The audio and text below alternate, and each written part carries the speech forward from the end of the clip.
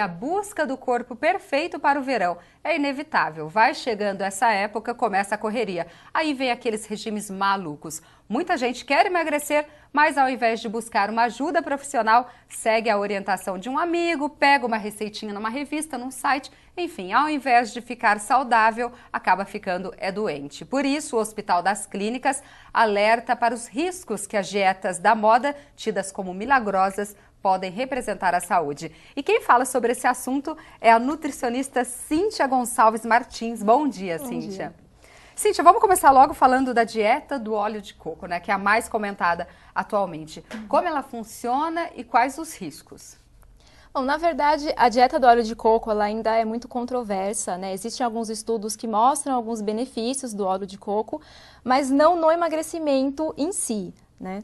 E como é um consumo muito recente, né, e os estudos são muito recentes, então ainda não tem nada muito comprovado, né? O óleo de coco, teoricamente, por ele ter o ômega 9, esse ômega 9 ele atuaria aumentando o metabolismo das gorduras, então teria, consequentemente, uma diminuição do peso, né? Teria também alguns estudos que dizem que ele poderia ajudar a controlar o colesterol, então aumentar o colesterol bom e diminuir o colesterol ruim. Só que a gente sabe que o óleo de coco ele é uma gordura saturada, né? E o consumo excessivo de gordura saturada pode aumentar o colesterol. Então fica um pouco contraditório uma gordura saturada que tem esse efeito em cima do colesterol, né? Então é bom ter cuidado.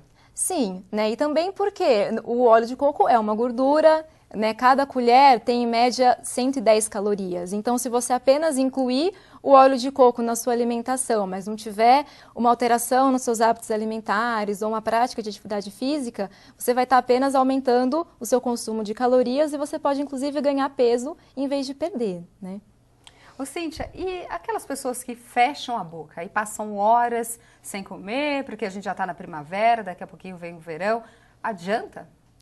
Então, o ideal seria, como a maioria das pessoas falam, né, fazer as refeições a cada 3 em 3 horas, né? Porque se a gente fica um longo período em jejum, o nosso organismo tende a diminuir o nosso metabolismo. Então, ele trabalha mais devagar para tentar poupar o gasto de energia, né? E quando você vai fazer uma refeição depois desse longo período em jejum, primeiro que você vai acabar exagerando, né? Porque você vai estar com fome. E segundo que o seu corpo tem a tendência de querer armazenar tudo aquilo que você comeu para fazer uma reserva. Então, você acaba ganhando mais peso em vez de perder, né? Se a gente fizer as refeições a cada 3 em 3, 4 em 4 horas, a gente mantém o nosso metabolismo funcionando mais rápido e aí proporciona a perda de peso. Quando se fala em comer de 3 em 3 horas, né? Muitas vezes a pessoa está no trabalho ou fazendo alguma atividade. Qual seria a quantidade, os alimentos mais indicados? Porque também não adianta, né? Ir lá e comer um prato de comida de 3 em 3 horas, né? Ou então comer muito pão, enfim. Sim, a gente tem que ter, né, as refeições principais, que seriam o café da manhã, o almoço e a janta, e entre essas refeições ter um lanche. Então, pode ser, eu sei que, né, quando a pessoa está trabalhando fica difícil de levar alguma coisa, de conseguir parar para comer. Mas se você tiver uma fruta, uma barrinha de cereal, né, alguma bolachinha, alguma coisa que você consiga comer, pelo menos para não ficar esse longo período de jejum. Cíntia, e deixar de comer à noite também ajuda? À noite o nosso organismo tende a trabalhar mais devagar, porque à noite nós temos menos atividades, né, e logo nós vamos dormir. Então o ideal seria fazer refeições mais leves e evitar jantar e já deitar, né, porque quando a gente dorme, o nosso metabolismo também diminui e a gente tem o que seria o gasto basal, né, que o nosso organismo ele usa só a energia suficiente para manter as suas necessidades vitais, o funcionamento dos órgãos, né? Então a gente não vai ter um gasto de energia grande à noite. Então se a gente tiver esse consumo grande de calorias antes de dormir, a gente não vai ter com o que gastar e isso vai ser armazenado também. Então, né? O ideal é uma refeição leve, também não precisa dormir com fome. Uma refeição leve, né? Evitar alimentos que tenham uma digestão mais pesada, então comer alimentos muito gordurosos, né? Até mesmo o feijão que tenha uma digestão um pouco mais difícil, né? E procurar evitar à noite para que consiga fazer a digestão antes de você dormir e aí não ter esse problema, né? De você dormir com a barriga cheia. Uhum. Né?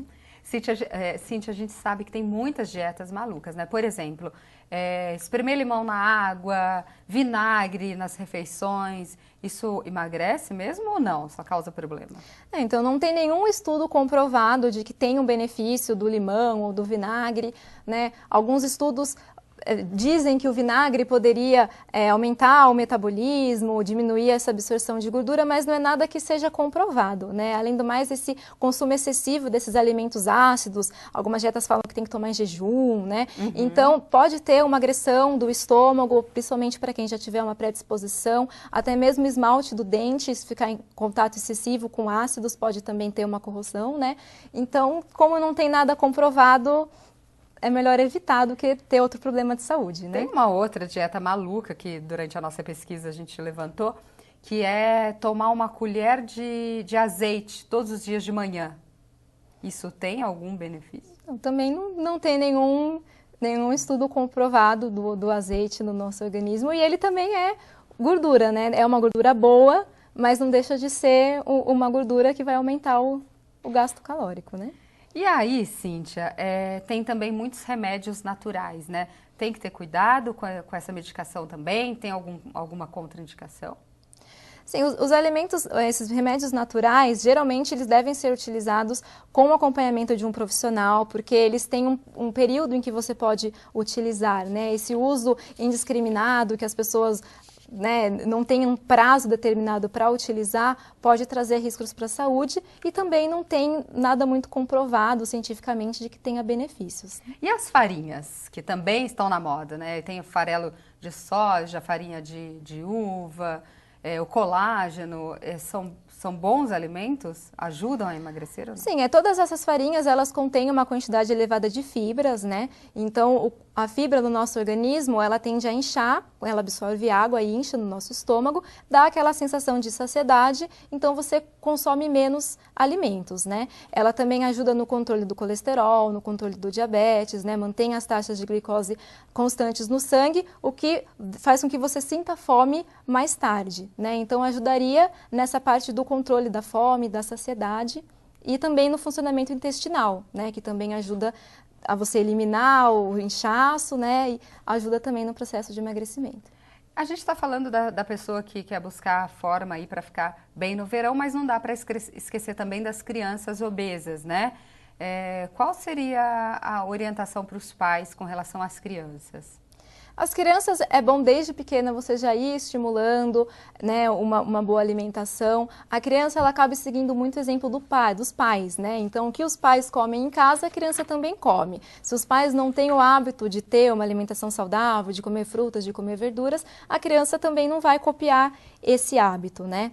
Criança, é ruim você fazer uma restrição de calorias para a criança porque ela está em processo de crescimento, né? Então ela precisa dessa quantidade de calorias para o crescimento e muitas vezes uma criança que é gordinha, quando ela é nova, conforme ela vai crescendo, né, vai aumentando a altura, o peso tende a se distribuir melhor, né? E aí às vezes a criança era obesa quando era pequena, mas quando ela cresce, ela, né, fica com um peso mais adequado. Mas se não houver uma alteração nos hábitos, uma criança obesa pode virar um adulto obeso, né? Agora, Cíntia, para finalizar, eu não sei nem se é possível dar esse tipo de orientação, mas quem quer ficar em forma de maneira rápida, qual a melhor coisa para se fazer? Bom, essas dietas da moda, elas dão uma perda de peso rápida, mas quando você acaba a dieta, você ganha todo o peso de novo, né? Então, o ideal seria fazer uma reeducação alimentar, então aumentar o consumo de frutas, de legumes, das fibras, diminuir o consumo de gorduras, das carnes, né, muito gordurosas, e aumentar bastante o consumo de água para hidratação, que é um processo mais difícil, né, mais demorado, mas é aquele que vai fazer com que você mantenha o seu peso mesmo depois que o verão já tiver acabado. O resultado é estável, né? Você tocou num ponto muito importante. Essas dietas, geralmente as pessoas ganham peso depois, na sequência. Uhum. Principalmente porque como você tem uma restrição muito grande de calorias e um período longo de jejum, é aquela história do metabolismo ficar mais lento. Então, quando você acaba a dieta, o seu metabolismo ainda está lento e você volta a comer tudo de novo.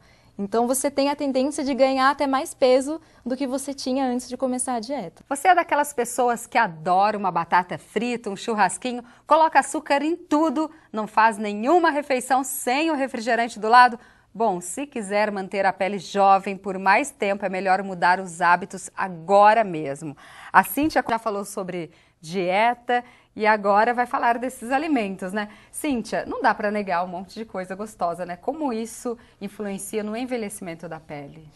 Sim, o excesso de todos esses alimentos, né, do açúcar, das gorduras, das frituras, eles levam ao aumento da produção de radicais livres no nosso corpo, né? Os radicais livres, eles são substâncias que se ligam às nossas células e fazem uma lesão, né? Então, eles vão levar a um envelhecimento precoce, né? Então, quanto maior for o consumo desses alimentos, maior será a quantidade de radicais livres que a gente vai ter no nosso organismo e o corpo não consegue combater, né? Então, o ideal seria diminuir o consumo desses alimentos para evitar essa produção de radicais livres e o envelhecimento, né? Claro que a gente tem alguns alimentos que conseguem diminuir essa ação dos radicais livres, por exemplo? Que seriam principalmente as substâncias antioxidantes. Então, o antioxidante, ele se liga no radical livre. Então, em vez dele se ligar na célula e causar esse envelhecimento, ele se liga ao antioxidante e ele é inutilizado e não vai ter lesão, né? Então, as substâncias antioxidantes, nós temos, por exemplo, o licopeno, que está presente no tomate, os polifenóis, que estão presentes no chá verde, na uva,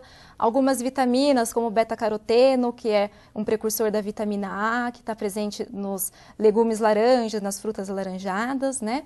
A vitamina E, presente nos óleos, né, e nas gorduras boas, como abacate, as oleaginosas, a vitamina C, principalmente presente nas frutas cítricas, né?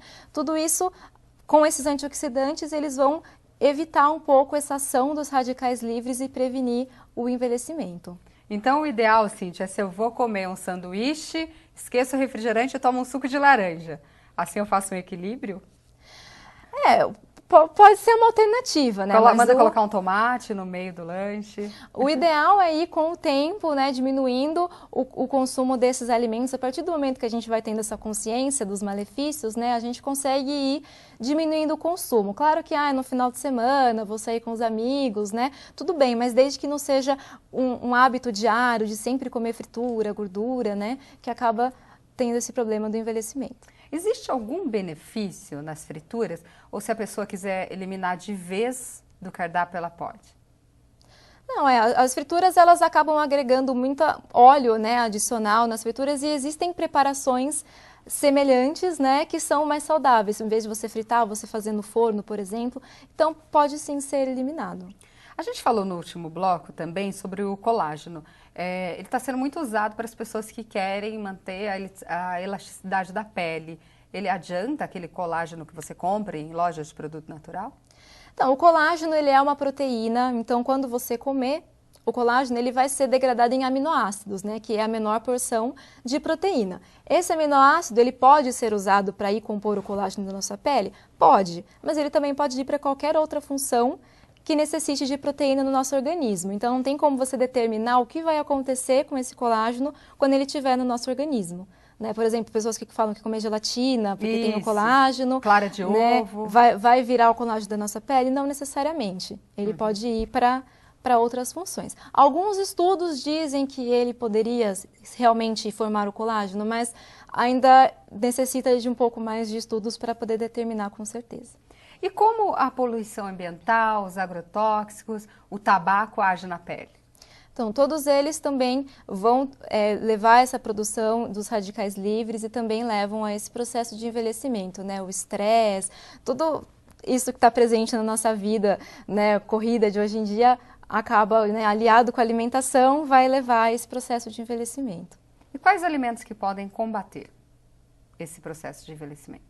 Então, esses alimentos que têm os antioxidantes, né, como eu falei. O tomate, a laranja. Isso, esses alimentos que têm essas vitaminas, né, da vitamina C, da vitamina E, que ajudariam nesse combate.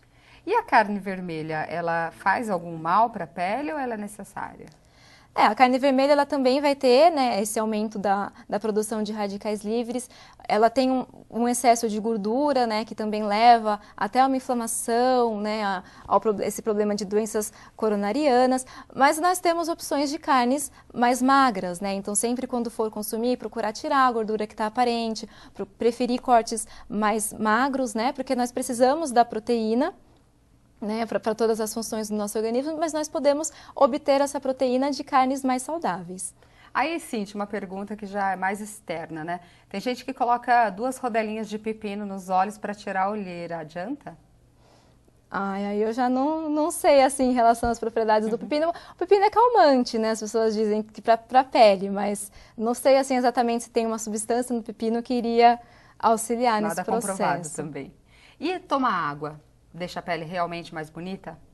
A água, ela vai hidratar a pele, né? Então, nosso corpo, ele é composto, né, a maior porcentagem dele é de água. Então, você precisa da água para ter hidratação, para a pele estar mais saudável, realmente precisa da água.